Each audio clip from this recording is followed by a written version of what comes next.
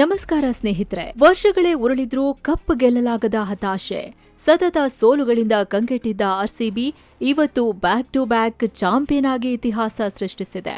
ನಿನ್ನೆ ರಾತ್ರಿ ಗುಜರಾತ್ ಟೈಟಾನ್ಸ್ ಎದುರು ನಮ್ಮ ಹುಡುಗರು ಆಡಿದ ಆಟಕ್ಕೆ ನಿಜಕ್ಕೂ ಇಡೀ ದೇಶವೇ ಫಿದಾ ಆಗಿದೆ.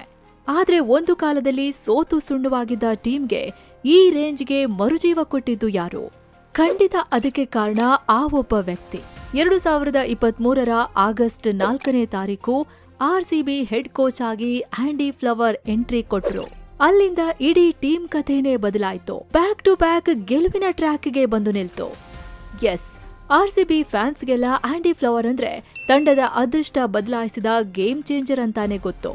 ಆದ್ರೆ ನಿಜಕ್ಕೂ ಯಾರು ಈ ಆಂಡಿ ಫ್ಲವರ್? ಬರೀ ಐಪಿಎಲ್ ಅಷ್ಟೇ ಅಲ್ಲ, ಒಂದು ಕಾಲದಲ್ಲಿ ಘಟಾನುಘಟಿ ಸ್ಪಿನ್ನರ್ಗಳನ್ನೇ ಮಣ್ಣು ಮುಕ್ಕಿಸುತ್ತಿದ್ದ ಆ ಲೆಜೆಂಡ್ನ ಅಸಲಿ ತಾಕತ್ತು ಎಂಥದ್ದು? ಕ್ರಿಕೆಟ್ ಗ್ರೌಂಡ್ನಲ್ಲೇ ತನ್ನದೇ ದೇಶದ ಸರ್ವಾಧಿಕಾರಿಯನ್ನೇ ಎದುರು ಹಾಕೊಂಡಿದ್ದು ಯಾಕೆ? ಎಲ್ಲವೂ ಮುಗೀತು ಅನ್ನೋ ಟೈಮ್ನಲ್ಲಿ ಆರ್ಸಿಬಿಗೆ ಎಂಟ್ರಿ ಕೊಟ್ಟು ಆಂಡಿ ಮಾಡಿದ ಆ ಟ್ಯಾಕ್ಟಿಕಲ್ ಮ್ಯಾಜಿಕ್ ಆದ್ರೂ ಏನು? ಬನ್ನಿ, ಕ್ರಿಕೆಟ್ ಜಗತ್ತು ಕಂಡ ದಿಗ್ಗಜ ಆಟಗಾರ ಮತ್ತು ಬ್ಯಾಕ್ ಟು ಬ್ಯಾಕ್ ಕಪ್ ಗೆದ್ದ RCB mastermind Andy Flower ಕಹಾನಿಗೆ ಸ್ವಾಗತ. ಜಿಂಬಾಬ್ವೆ ಕ್ರಿಕೆಟ್ನ ಒಂಟಿ ಸಲಗ ಯಾರು ಈ ಆಂಡಿ ಫ್ಲವರ್? ಸ್ನೇಹಿತರೆ, ಕ್ರಿಕೆಟ್ ಜಗತ್ತಲ್ಲಿ ಆಂಡಿ ಫ್ಲವರ್ ಹೆಸರು ಕೇಳಿದ ತಕ್ಷಣ ಎಲ್ಲರಿಗೂ ನೆನಪಾಗೋದು ಜಿಂಬಾಬ್ವೆ. ಆದ್ರೆ ಈ ಲೆಜೆಂಡ್ ಅಸಲಿಗೆ ಹುಟ್ಟಿದ್ದು ಜಿಂಬಾಬ್ವೆಯಲ್ಲೇ ಅಲ್ಲ. ಎಸ್, ಆಂಡಿ ಹುಟ್ಟಿದ್ದು 1968 ಏಪ್ರಿಲ್ 28ರಂದು ದಕ್ಷಿಣ ಆಫ್ರಿಕಾದ ಕೇಪ್ ಟೌನ್ನಲ್ಲಿ. ಆಮೇಲೆ ಅವರ ಫ್ಯಾಮಿಲಿ ರೊಡೇಷಿಯಾ ಅಂದ್ರೆ ಇವತ್ತಿನ ಜಿಂಬಾಬ್ವೆಗೆ ಬಂದು ಸೆಟ್ಲ್ ಆಯ್ತು. ಆಂಡಿ ಅವರ ತಂದೆ ಬಿಲ್ ಫ್ಲವರ್ ಕೂಡ ಕ್ರಿಕೆಟ್ ಕೋಚ್ ಆಗಿದ್ರು. ಹೀಗಾಗಿ ಹುಟ್ಟಿನಿಂದಲೇ ಮನೆಯಲ್ಲಿ ಪಕ್ಕಾ ಕ್ರಿಕೆಟ್ ವಾತಾವರಣ ಇತ್ತು. ಜಿಂಬಾಬ್ವೆಯ ರಾಜಧಾನಿ ಹರಾರೆಯ ಶಾಲೆಯೊಂದರಲ್ಲಿ ಓದ್ತಾ ಬಾಲ್ಯದಿಂದಲೇ ತಮ್ಮ ಬ್ರದರ್ ಗ್ರ್ಯಾಂಟ್ ಫ್ಲವರ್ ಜೊತೆ ಕ್ರಿಕೆಟ್ ಆಡೋಕೆ ಶುರು ಮಾಡಿದ್ರು. ಕ್ರಿಕೆಟ್ ವಲಯದಲ್ಲಿ ಈ ಅಣ್ಣ ತಮ್ಮದಿರ ಜೋಡಿಯನ್ನ ಫ್ಲವರ್ ಪವರ್ ಅಂತಾನೆ ಕರೀತಿದ್ರು. 1986 ಹೊತ್ತಿಗಾಗ್ಲೇ ಪ್ರೊಫೆಷನಲ್ ಡೊಮೆಸ್ಟಿಕ್ ಕ್ರಿಕೆಟ್ಗೆ ಎಂಟ್ರಿ ಕೊಟ್ರು. ಆದ್ರೆ ಮುಂದೆ ಇವರೇ ಇಡೀ ದೇಶದ ಕ್ರಿಕೆಟ್ ಹಣೆಬರಹ ಬದಲಾಯಿಸ್ತಾರೆ ಅಂತ ಯಾರೂ ಅಂದ್ಕೊಂಡಿರ್ಲಿಲ್ಲ. ಆಂಡಿ ಅವರ ಇಂಟರ್ನ್ಯಾಷನಲ್ ಟ್ರ್ಯಾಕ್ ರೆಕಾರ್ಡ್ ಶುರುವಾಗಿದ್ದೆ ಒಂದು ಬಿಗ್ ಹಿಟ್ನಿಂದ. ಫೆಬ್ರವರಿ 1992 ವರ್ಲ್ಡ್ ಕಪ್ ಟೂರ್ನಿ ಶ್ರೀಲಂಕಾ ವಿರುದ್ಧ ತಮ್ಮ ಮೊದಲನೇ ಇಂಟರ್ನ್ಯಾಷನಲ್ ಒನ್ ಡೇ ಮ್ಯಾಚ್ ಆಡಿದ ಆಂಡಿ ಡೆಬ್ಯೂ ಮ್ಯಾಚ್ನಲ್ಲೇ ಬರೋಬ್ಬರಿ 115 ರನ್ ಸಿಡಿಸಿ ಸೆಂಚುರಿ ಬಾರಿಸಿದ್ರು. ಈ ಮೂಲಕ ಮೊದಲ ಪಂದ್ಯದಲ್ಲೇ ಶತಕ ಬಾರಿಸಿದ ಜಗತ್ತಿನ ಕೆಲವೇ ಆಟಗಾರರ ಲಿಸ್ಟ್ಗೆ ಆಂಡಿ ಕೂಡ ಸೇರ್ಕೊಂಡ್ರು. ಅದೇ ವರ್ಷ ಅಕ್ಟೋಬರ್ನಲ್ಲಿ ಜಿಂಬಾಬ್ವೆ ಟೀಮ್ಗೆ ಫಸ್ಟ್ ಟೈಮ್ ಟೆಸ್ಟ್ ಮಾನ್ಯತೆ ಸಿಗುತ್ತೆ. ಭಾರತದ ವಿರುದ್ಧ ನಡೆದ ಆ ಚೊಚ್ಚಲ ಟೆಸ್ಟ್ ಮ್ಯಾಚ್ನಲ್ಲೂ ಸೂಪರ್ ಆಗಿ 59 ರನ್ ಬಾರಿಸಿ ಜಗತ್ತಿನ ಗಮನ ಸೆಳೆದ್ರು. ಅಂದಿನ ಜಿಂಬಾಬ್ವೆ ಟೀಮ್ನಲ್ಲಿ ಇವತ್ತಿನ ತರ ದೊಡ್ಡ ದೊಡ್ಡ ಮ್ಯಾಚ್ ವಿನ್ನರ್ಗಳು ಇರಲಿಲ್ಲ. ಟಾಪ್ ಆರ್ಡರ್ ಬ್ಯಾಟ್ಸ್ಮನ್ಗಳು ಔಟ್ ಆಗಿ ಪೆವಿಲಿಯನ್ ಸೇರಿದಾಗ ಒಂಟಿ ಸಲಗದಂತೆ ಕ್ರೀಸ್ನಲ್ಲಿ ನಿಂತು ಟೀಮ್ ಮಾನ ಉಳಿಸುತ್ತಿದ್ದೇ ಈ ಆಂಡಿ. ಸತತ 10 ವರ್ಷಗಳ ಕಾಲ ಜಿಂಬಾಬ್ವೆ ಬ್ಯಾಟಿಂಗ್ಗೆ ಆಂಡಿನೇ ಆಧಾರ ಸ್ತಂಭ ಆಗಿದ್ರು. 63 ಟೆಸ್ಟ್ ಮ್ಯಾಚ್ ಆಡಿದ ಆಂಡಿ 12 ಸೆಂಚುರಿ, 27 50 ಸೇರಿ ಬರೋಬ್ಬರಿ 4794 ರನ್ ಚಚ್ಚಿದ್ದಾರೆ. ಅದು 51.54 ಅದ್ಭುತ ಆವರೇಜ್ನಲ್ಲಿ. ಅಂದ್ರೆ ತಾವು ಬ್ಯಾಟಿಂಗ್ಗೆ ಇಳಿದ ಪ್ರತಿಯೊಂದು ಮ್ಯಾಚ್ನಲ್ಲೂ ಆಂಡಿ ಮಿನಿಮಮ್ 51 ರನ್ ಹೊಡಿತಿದ್ರು. ಆ ರೇಂಜಿಗೆ ಅವರ ಫಾರ್ಮ್ ಇತ್ತು. ಇಷ್ಟೇ ಅಲ್ಲ, 213 ಒನ್ ಡೇ ಮ್ಯಾಚ್ಗಳಿಂದ 6786 ರನ್ ಕಲೆ ಹಾಕಿದ್ರು. ಜೊತೆಗೆ ವಿಕೆಟ್ ಕೀಪರ್ ಆಗಿ 330ಕ್ಕೂ ಹೆಚ್ಚು ಕ್ಯಾಚ್ ಹಾಗೂ ಸ್ಟಂಪಿಂಗ್ಸ್ ಮಾಡಿದ್ರು. ಆಂಡಿ ಫ್ಲವರ್ ತಮ್ಮ ಪೀಕ್ ಫಾರ್ಮ್ನಲ್ಲಿದ್ದಾಗ ಅವರ ಟೆಸ್ಟ್ ಆವರೇಜ್ ಸಾಕ್ಷಾತ್ ಸಚಿನ್ ತೆಂಡೂಲ್ಕರ್, ಬ್ರಿಯಾನ್ ಲಾರಾ ಮತ್ತು ರಿಕಿ ಪಾಂಟಿಂಗ್ ಅಂತ ದಿಗ್ಗಜರಿಗೆ ನೇರ ಪೈಪೋಟಿ ಕೊಡ್ತಿತ್ತು. ಸ್ಪಿನ್ನರ್ಗಳ ಸಿಂಹ ಸ್ವಪ್ನ, ರಿವರ್ಸ್ ಸ್ವೀಪ್ ರಹಸ್ಯ. ಸ್ನೇಹಿತರೆ, 90ರ ದಶಕ ಅಂದ್ರೆ ಅದು ಸ್ಪಿನ್ನರ್ಗಳ ಸುವರ್ಣ ಯುಗ. ಶೇನ್ ವಾರ್ನ್, ಮುತ್ತಯ್ಯ ಮುರಳೀಧರನ್, ಅನಿಲ್ ಕುಂಬ್ಳೆ, ಸಕ್ಲೇನ್ ಮುಷ್ತಾಕ್ ಈ ಘಟಾನುಘಟಿಗಳ ಬೌಲಿಂಗ್ ಎದುರಿಸೋದು ಅಂದ್ರೆ ಅಂದಿನ ಬ್ಯಾಟ್ಸ್ಮನ್ಗಳಿಗೆ ಭಾರಿ ದೊಡ್ಡ ಚಾಲೆಂಜ್ ಆಗಿತ್ತು. ಆದ್ರೆ ಆಂಡಿ ಫ್ಲವರ್ ಈ ಸ್ಪಿನ್ ದೈತ್ಯರನ್ನ ಎದುರಿಸೋಕೆ ಒಂದು ಬ್ರಹ್ಮಾಸ್ತ್ರವನ್ನೇ ಕಂಡು ಹಿಡಿದ್ರು. ಅದೇ ರಿವರ್ಸ್ ಸ್ವೀಪ್. T20 ಕ್ರಿಕೆಟ್ ಇರದ ಆ ಕಾಲದಲ್ಲಿ ರಿವರ್ಸ್ ಸ್ವೀಪ್ ಅನ್ನೋದು ಸುಮ್ನೆ ಡಿಫೆನ್ಸ್ಗೆ ಆಡೋ ಅಥವಾ ಟೇಲ್ ಎಂಡರ್ಗಳು ಆಡೋ ಒಂದು ರಿಸ್ಕಿ ಶಾಟ್ ಆಗಿತ್ತು. ಆದ್ರೆ ಆಂಡಿ ಫ್ಲವರ್ ಈ ಶಾಟ್ ಅನ್ನ ಅಟ್ಯಾಕಿಂಗ್ ವೆಪನ್ ಆಗಿ ಬದಲಾಯಿಸಿದ್ರು. ಲೆಗ್ ಸ್ಟಂಪ್ ಆಚೆ ಬೀಳ್ತಿದ್ದ ಎಸೆತಗಳನ್ನ ಕಣ್ಮುಚ್ಚಿ ರಿವರ್ಸ್ ಸ್ವೀಪ್ ಮಾಡಿ ಬೌಂಡ್ರಿ ಕಟ್ತಿದ್ರು. ಇದು ಜಗತ್ತಿನ ಟಾಪ್ ಸ್ಪಿನ್ನರ್ಗಳನ್ನ ಅಕ್ಷರಶಃ ಹುಚ್ಚೆಬ್ಬಿಸಿತ್ತು. ಇದಕ್ಕೆ ಬೆಸ್ಟ್ ಎಕ್ಸಾಂಪಲ್ ಅಂದ್ರೆ 2000 ಮತ್ತು 2001ರಲ್ಲಿ ನಡೆದ ಭಾರತದ ಪ್ರವಾಸ. ಭಾರತದ ಧೂಳಿನ ಪಿಚ್ಗಳಲ್ಲಿ ಕುಂಬ್ಳೆ, ಹರ್ಭಜನ್ ಅವರಂತ ಸ್ಪಿನ್ನರ್ಗಳನ್ನ ಆಡೋದು ಎಷ್ಟು ಕಷ್ಟ ಅಂತ ನಿಮ್ಗೆ ಗೊತ್ತೇ ಇದೆ. ಆದ್ರೆ ಆ ಸೀರೀಸ್ನಲ್ಲಿ ಆಂಡಿ ಆಡಿದ ರೀತಿ ಇದೆಯಲ್ಲ, ಅದು ಇತಿಹಾಸ. 4 ಇನ್ನಿಂಗ್ಸ್, ಬರೋಬ್ಬರಿ 540 ರನ್. ಬ್ಯಾಟಿಂಗ್ ಸರಾಸರಿ ಎಷ್ಟು ಗೊತ್ತಾ? 270. ನಾಗ್ಪುರದಲ್ಲಿ ನಡೆದ ಟೆಸ್ಟ್ ಮ್ಯಾಚ್ನಲ್ಲಿ ಅವರು ಬಾರಿಸಿದ ಆ 232 ರನ್ಗಳ ಅಜೇಯ ಇನ್ನಿಂಗ್ಸ್ ಅಂತೂ ಮಾಸ್ಟರ್ ಪೀಸ್. ಬರೋಬ್ಬರಿ 9 ಗಂಟೆಗಳ ಕಾಲ ಕ್ರೀಸ್ನಲ್ಲಿ ನಿಂತು 34, 2 ಸಿಕ್ಸ್ ಸಿಡಿಸಿ ಭಾರತೀಯ ಬೌಲರ್ಗಳನ್ನ ಬೆವರಿಳಿಸಿದ್ರು. ವಿಕೆಟ್ ಕೀಪರ್ ಒಬ್ಬ ಟೆಸ್ಟ್ನಲ್ಲಿ ಬಾರಿಸಿದ ಅತಿ ಹೆಚ್ಚು ರನ್ ಅದಾಗಿತ್ತು. ಸ್ಪಿನ್ನರ್ಗಳನ್ನ ಅವರದೇ ನೆಲದಲ್ಲಿ ಈ ಪರಿ ದಂಡಿಸಿದ ಆಟಗಾರ ಮತ್ತೊಬ್ಬರಿಲ್ಲ. ಮೈದಾನದಲ್ಲಿ ಬಂಡಾಯ, ಸರ್ವಾಧಿಕಾರಿ ಎದುರು ನಿಂತ ಲೆಜೆಂಡ್. ಸ್ನೇಹಿತರೆ, ಕ್ರಿಕೆಟ್ ಪಿಚ್ನಲ್ಲಿ ಎದುರಾಳಿ ಬೌಲರ್ಗಳನ್ನ ಬೆವರಿಳಿಸುತ್ತಿದ್ದ ಆಂಡಿ ಜೀವನಕ್ಕೆ ಅತಿ ದೊಡ್ಡ ಶಾಕ್ ಎದುರಾಗಿದ್ದು 2003ರಲ್ಲಿ. ಆಗ ಜಿಂಬಾಬ್ವೆಯನ್ನ ಆಳ್ತಿದ್ದಿದ್ದು ರಾಬರ್ಟ್ ಮುಗಾಬೆ ಅನ್ನೋ ಕ್ರೂರ ಸರ್ವಾಧಿಕಾರಿ. ಆತನ ಲ್ಯಾಂಡ್ ರಿಫಾರ್ಮ್ ಅಥವಾ ಭೂ ಸುಧಾರಣೆ ಹೆಸರಿನ ಆಡಳಿತದಲ್ಲಿ ಅಮಾಯಕ ರೈತರ ಜಮೀನುಗಳನ್ನ ಬಲವಂತವಾಗಿ ಕಿತ್ತುಕೊಳ್ಳಲಾಗ್ತಿತ್ತು. ದೇಶದಾದ್ಯಂತ ಹಿಂಸಾಚಾರ ನಡೀತಿತ್ತು. ಮಾನವ ಹಕ್ಕುಗಳ ಸಂಪೂರ್ಣ ಉಲ್ಲಂಘನೆ ಆಗ್ತಿತ್ತು. 2003ರ ಫೆಬ್ರವರಿ 10 ವರ್ಲ್ಡ್ ಕಪ್ನಲ್ಲಿ ನಮೀಬಿಯಾ ವಿರುದ್ಧ ಜಿಂಬಾಬ್ವೆಗೆ ಮ್ಯಾಚ್. ಜಿಂಬಾಬ್ವೆ ಜನರ ಕಷ್ಟವನ್ನ ಇಡೀ ಜಗತ್ತಿಗೆ ತಿಳಿಸಲೇಬೇಕು ಅಂತ ಡಿಸೈಡ್ ಮಾಡಿದ ಆಂಡಿ ಫಾಸ್ಟ್ ಬೌಲರ್ ಹೆನ್ರಿ ಒಲಾಂಗಾ ಜೊತೆ ಸೇರಿ ಒಂದು ಪ್ಲಾನ್ ಮಾಡ್ತಾರೆ. ಮ್ಯಾಚ್ ಶುರುವಾಗೋಕ್ಕೂ ಮುನ್ನ ಇಬ್ರು ತಮ್ಮ ಕೈಗೆ ಕಪ್ಪು ಪಟ್ಟಿ ಅಂದ್ರೆ ಬ್ಲಾಕ್ ಆರ್ಮ್ ಬ್ಯಾಂಡ್ ಕಟ್ಕೊಂಡು ಮೈದಾನಕ್ಕಿಳಿತಾರೆ. ಅಷ್ಟೇ ಅಲ್ಲ, ನಮ್ಮ ಪ್ರೀತಿಯ ಜಿಂಬಾಬ್ವೆಯಲ್ಲಿ ಪ್ರಜಾಪ್ರಭುತ್ವ ಸತ್ತಿದೆ, ಅದಕ್ಕಾಗಿ ನಾವು ಶೋಕಾಚರಣೆ ಮಾಡ್ತಿದೀವಿ ಅಂತ ಒಂದು ಜಂಟಿ ಹೇಳಿಕೆ ಕೂಡ ರಿಲೀಸ್ ಮಾಡ್ತಾರೆ. ಈ ಸ್ಟೇಟ್ಮೆಂಟ್ ರಿಲೀಸ್ ಆಗ್ತಿದ್ದಂತೆ ಮುಗಾಬೆ ಸರ್ಕಾರ ರೊಚ್ಚಿಗೇಳುತ್ತೆ. ಆಂಡಿ ಮೇಲೆ ದೇಶದ್ರೋಹದ ಕೇಸ್ ಹಾಕಲಾಗುತ್ತೆ. ಸರ್ಕಾರಿ ಗೂಂಡಾಗಳಿಂದ, ಗುಪ್ತಚರ ಇಲಾಖೆಯಿಂದ ಜೀವ ಬೆದರಿಕೆಗಳು ಬರೋದಕ್ಕೆ ಶುರುವಾಗುತ್ತೆ. ತಮ್ಮ ಜೀವಕ್ಕೆ ಖಂಡಿತ ಅಪಾಯವಿದೆ, ಮುಗಾಬೆ ಆರ್ಮಿ ತಮ್ಮನ್ನ ಸುಮ್ಮನೆ ಬಿಡಲ್ಲ ಅಂತ ಆಂಡಿಗೆ ಅರಿವಾಗಿತ್ತು. ಹೀಗಾಗಿ ವರ್ಲ್ಡ್ ಕಪ್ ಟೂರ್ನಿ ಮುಗಿಯುತ್ತಿದ್ದಂತೆಯೇ ಕ್ರಿಕೆಟ್ಗೆ ಗುಡ್ ಬೈ ಹೇಳಿ ತಮ್ಮ ಇಡೀ ಕುಟುಂಬವನ್ನ ಕರೆದುಕೊಂಡು ರಾತ್ರೋರಾತ್ರಿ ಜಿಂಬಾಬ್ವೆ ಬಿಟ್ಟು ಇಂಗ್ಲೆಂಡ್ಗೆ ಎಸ್ಕೇಪ್ ಆಗ್ತಾರೆ. ನೀವೇ ಯೋಚನೆ ಮಾಡಿ, ಅದು ಕೇವಲ 34 ವರ್ಷ ವಯಸ್ಸು. ಆಂಡಿ ಅದ್ಭುತ ಫಾರ್ಮ್ನಲ್ಲಿದ್ರು. ಇಂಟರ್ನ್ಯಾಷನಲ್ ಕ್ರಿಕೆಟ್ನಲ್ಲಿ ಬರೋಬ್ಬರಿ 11,500ಕ್ಕೂ ಹೆಚ್ಚು ರನ್ ಕಲೆ ಹಾಕಿದ್ರು.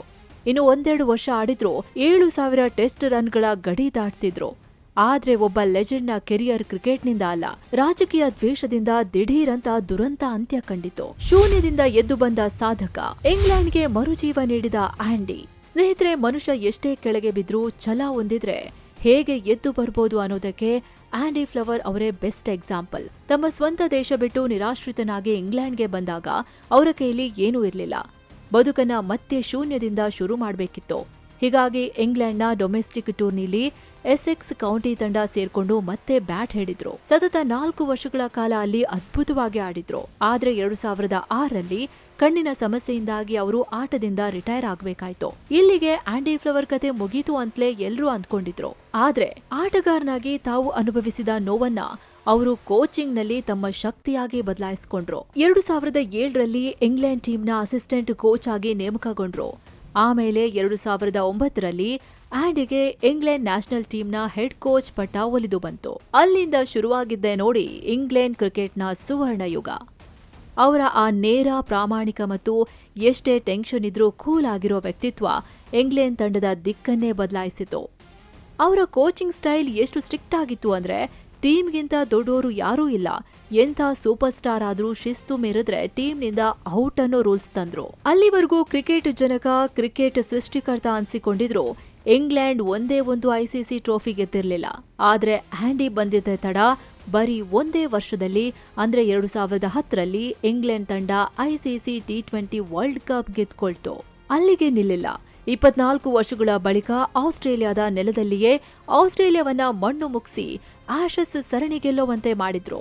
2011ರಲ್ಲಿ ಟೀಮ್ ಇಂಡಿಯಾವನ್ನೇ 4-0 ಅಂತರದಿಂದ ವೈಟ್ ವಾಶ್ ಮಾಡಿ ಇಂಗ್ಲೆಂಡ್ ತಂಡವನ್ನ ಟೆಸ್ಟ್ ಕ್ರಿಕೆಟ್ನಲ್ಲಿ ವಿಶ್ವದ ನಂಬರ್ 1 ತಂಡವಾಗಿ ಮಾಡಿದ್ರು. ಇಂಗ್ಲೆಂಡ್ ಟೀಮ್ನಿಂದ ಹೊರಬಂದ ಮೇಲೆ ಆಂಡಿ ಶುರು ಮಾಡಿದ್ದೆ ಫ್ರಾಂಚೈಸಿ ಕ್ರಿಕೆಟ್ನ ಬೇಟೆ.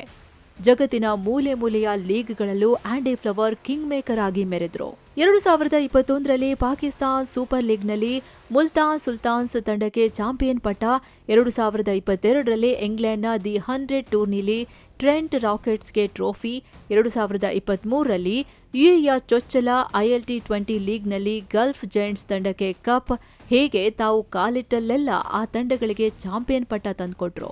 ಇದಕ್ಕೂ ಮುಂಚೆ 2020ರ ಕೆರಿಬಿಯನ್ ಪ್ರೀಮಿಯರ್ ಲೀಗ್ನಲ್ಲೂ ಸೇಂಟ್ ಲೂಸಿಯಾ ಝೂಕ್ಸ್ ತಂಡವನ್ನ ಫೈನಲ್ಗೆ ತಂದು ನಿಲ್ಲಿಸಿದ್ರು. ಇದೇ ಟ್ರ್ಯಾಕ್ ರೆಕಾರ್ಡ್ ಇಟ್ಕೊಂಡು 2020 ಮತ್ತು 2021ರ IPLನಲ್ಲಿ ಪಂಜಾಬ್ ನಂತರ ಲಕ್ನೋ ಸೂಪರ್ ಜೈಂಟ್ಸ್ ತಂಡದ ಹೆಡ್ ಕೋಚ್ ಆಗಿ 2022 ಮತ್ತು 2023ರಲ್ಲಿ ಸತತ 2 ಬಾರಿ ತಂಡವನ್ನ ಪ್ಲೇ ಆಫ್ಗೆ ತಂದು ನಿಲ್ಲಿಸಿದ್ರು. ಮುಟ್ಟಿದ್ದೆಲ್ಲ ಚಿನ್ನ ಮಾಡೋ ಕ್ರಿಕೆಟ್ ಜಗತ್ತಿನ ಮಾಸ್ಟರ್ ಮೈಂಡ್ ಆಗಿ ಬೆಳೆದು ನಿಂತರು. RCB ಗೇಮ್ ಚೇಂಜರ್, 1% ಚಾನ್ಸ್ನಿಂದ ಶುರುವಾದ ಮ್ಯಾಜಿಕ್. ಸ್ನೇಹಿತರೆ, 2024ರ IPL ಹೊತ್ತಿಗೆ RCB ಹೆಡ್ ಕೋಚ್ ಆಗಿ ಆಂಡಿ ಫ್ಲವರ್ ಎಂಟ್ರಿ ಕೊಡ್ತಾರೆ. ಸಂಜರ್ ಬಂಗಾರ್ ಅವರ ಬದಲಿಗೆ ಆಂಡಿ ಅವರನ್ನ ಹೆಡ್ ಕೋಚ್ ಆಗಿ ಸೆಲೆಕ್ಟ್ ಮಾಡಲಾಗುತ್ತೆ. 2024ರ ಸೀಸನ್ನಲ್ಲಿ RCB ಕಪ್ ಗೆಲ್ಲೋಕೆ ಆಗ್ಲಿಲ್ಲ.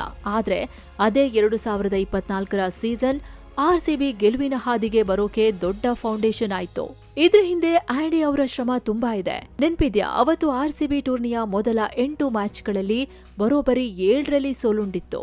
ಎಲ್ಲಾ ಕಡೆ RCB ಕತೆ ಮುಗೀತು ಅಂತ ಟ್ರೋಲ್ಸ್, ಮೀಮ್ಗಳು ಬರ್ತಿದ್ವು. ಸ್ವತಃ ಫ್ಯಾನ್ಸ್ ಕೂಡ ಭರವಸೆ ಕಳ್ಕೊಂಡಿದ್ರು. ಆದ್ರೆ ಆ ಡ್ರೆಸ್ಸಿಂಗ್ ರೂಮ್ ನಲ್ಲಿ ಎಲ್ರೂ ಕುಗ್ಗಿ ಹೋಗಿದಾಗ ಆಂಡಿ ಫ್ಲವರ್ ಸ್ವಲ್ಪವೂ ಪ್ಯಾನಿಕ್ ಆಗ್ಲಿಲ್ಲ.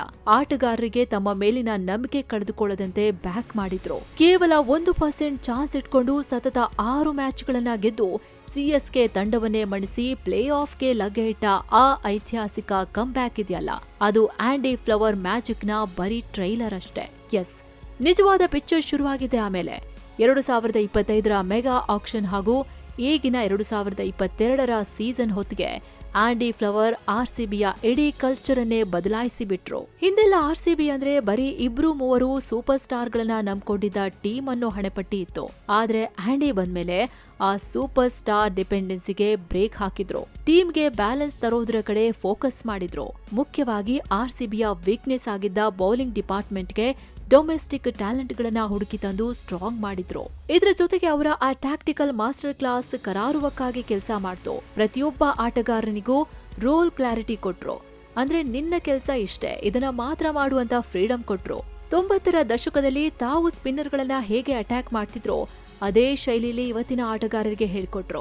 ಮ್ಯಾಚ್ ಅಪ್ಸ್ ಮತ್ತು ಡೇಟಾವನ್ನ ಅದ್ಭುತವಾಗಿ ಬಳಸಿಕೊಂಡ್ರು. ಎದುರಾಳಿ ಬ್ಯಾಟ್ಸ್ಮನ್ನ ವೀಕ್ನೆಸ್ ನೋಡಿ ಬೌಲರ್ಗಳ ರೊಟೇಷನ್ ಮಾಡೋದು, ಪಿಚ್ ಕಂಡೀಷನ್ ಅರ್ಥ ಮಾಡ್ಕೊಂಡು ಅದಕ್ಕೆ ತಕ್ಕಂತೆ ಟೀಮ್ ಆಡ್ಸೋದು, ಹೀಗೆ ಪ್ರತಿಯೊಂದು ಮೂವ್ ಹಿಂದೆನೂ ಒಂದು ಪಕ್ಕಾ ಲೆಕ್ಕಾಚಾರ ಇಡ್ತಿದ್ರು. ರಿಸಲ್ಟ್ ಈಗ 2025 ಮತ್ತು 2026ರ ಹೊತ್ತಿಗೆ ಒಂದು ಕನ್ಸಿಸ್ಟೆಂಟ್ ಟೀಮ್ ಆಗಿ ಬದಲಾಗಿದೆ. ಗೆಲುವಿನ ಟ್ರ್ಯಾಕ್ನಲ್ಲಿ ಸತತವಾಗಿ ಓಡ್ತಿದೆ. ಸೋಲಿನಿಂದ ಕಂಗೆಟ್ಟಿದ್ದ ಒಂದು ಫ್ರಾಂಚೈಸಿಯ ಮೈಂಡ್ ಸೆಟ್ ಅನ್ನೇ ಚೇಂಜ್ ಮಾಡಿ ತಂಡಕ್ಕೆ ಮರುಜೀವ ಕೊಟ್ಟ ಆ ಮ್ಯಾಜಿಕ್ ಹಿಂದಿನ ಶಕ್ತಿನೇ ಈ ಆಂಡಿ ಫ್ಲವರ್. ಸ್ನೇಹಿತರೆ, ಸರ್ವಾಧಿಕಾರಿಯ ಜೀವ ಬೆದರಿಕೆ ಇರಲಿ, ನಿರಾಶ್ರಿತ ಅನ್ನೋ ಹಣೆಪಟ್ಟಿ ಇರಲಿ, ಅಥವಾ ಪಾತಾಳಕ್ಕೆ ಕುಸ್ತಿರೋ ಕ್ರಿಕೆಟ್ ಟೀಮ್ ಇರಲಿ, ಶೂನ್ಯದಿಂದ ಎದ್ದು ಬಂದು ಗೆಲ್ಲೋದು ಹೇಗೆ ಅಂತ ಜಗತ್ತಿಗೆ ತೋರಿಸಿಕೊಟ್ಟ ರಿಯಲ್ ಫೈಟರ್ ಈ ಆಂಡಿ ಫ್ಲವರ್. ಬೆಸ್ಟ್ ಸ್ಕಿಲ್, ನೈತಿಕ ಧೈರ್ಯ, ಪವರ್ಫುಲ್ ಲೀಡರ್ಶಿಪ್, ಈ 3 ಗುಣ ಒಟ್ಟಿಗೆ ಇರೋ ವ್ಯಕ್ತಿಗಳು ಸಿಗೋದು ತುಂಬಾನೇ ರೇರ್. ನಿಮ್ಗೇನನ್ಸುತ್ತೆ ಇವ್ರ ಬಗ್ಗೆ? ಕಮೆಂಟ್ ಮಾಡಿ ತಿಳಿಸಿ. ವಿಡಿಯೋ ಇಷ್ಟ ಆಗಿದ್ರೆ ಲೈಕ್ ಮಾಡಿ, ಶೇರ್ ಮಾಡಿ, ಹಾಗೆ ಮಸ್ತ್ ಮಗ ಚಾನೆಲ್ಗೆ ಸಬ್ಸ್ಕ್ರೈಬ್ ಆಗೋದನ್ನ ಮರಿಬೇಡಿ.